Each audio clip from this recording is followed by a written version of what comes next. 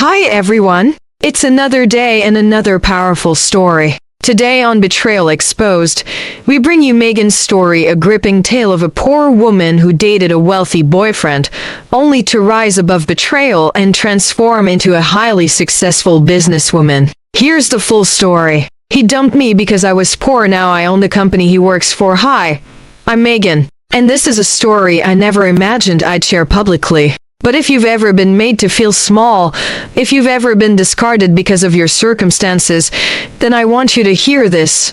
Your past doesn't define your future. Because once upon a time, I was the poor girlfriend he left behind. Now, I sign his paychecks. I grew up in a small town with not much to our name. My mother worked 2 jobs, and my father had left when I was 6. By the time I turned 19, I was working at a local bakery to help pay for community college. I was barely surviving, but I had big dreams. That's when I met Jason. Tall, clean-cut, dressed like he had it all together. He walked in one rainy afternoon to buy coffee and just kept coming back. He said I had potential, that I was different. And stupidly, I believed him. Jason came from a wealthier background. His parents owned real estate and sent him to a private business school. At first, he said he didn't care that I was poor. He liked that I was humble, grounded. But over time, those same things became reasons to insult me. He'd say, "You don't understand money because you've never had any.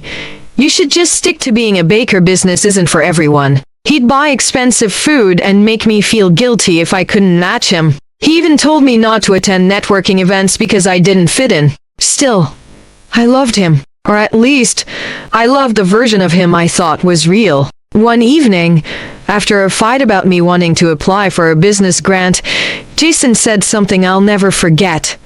"Megan, you're not going anywhere. Stop pretending like you're ever going to be more than this."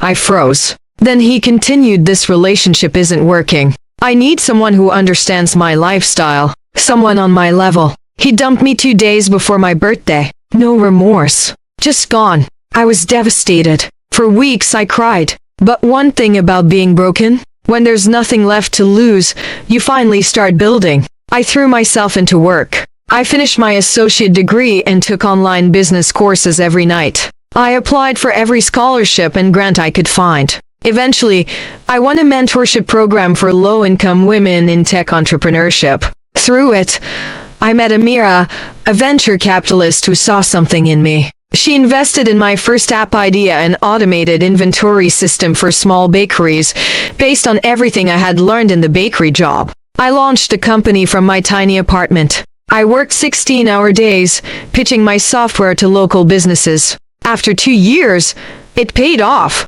The app caught the attention of a growing food franchise, and they licensed it nationwide. That same year, I opened my own software firm. The girl who used to roll dough at dawn? She was now negotiating 6-figure contracts. Fast forward 3 years. I walked into a boardroom to meet with a struggling food company looking to optimize their logistics. Guess who was sitting across from me? Jason. He didn't recognize me at first. I had changed. Sleek suit, ponytail, confidence sharp as glass. When introductions were made, his face went pale. I smiled. "Nice to see you again, Jason." He stumbled over his words, tried to act polite, pretended like the past didn't exist. He had been demoted to junior operations manager. The company he worked for had just signed a service contract with mine. I didn't gloat. I didn't mention the breakup. But when I signed the deal, I made sure his department would be reporting directly to my office. Now, every report he submits goes through me. Karma? Maybe. Justice? Definitely. Do I still think about what he said? Sometimes. But now, it fuels me. Because I realize something. People like Jason only value money and status. But the real strength? It's in those of us who fight through the dirt to grow something of our own. To every girl who's been laughed at for dreaming too big while being too broke, keep going. Let them leave. Let them doubt. Then let your success be the loudest reply. Because trust me, there is nothing more satisfying than walking into the room as the boss. Thanks for watching, and I'll see you in the next episode filled with more interesting and informative stories waiting just for you.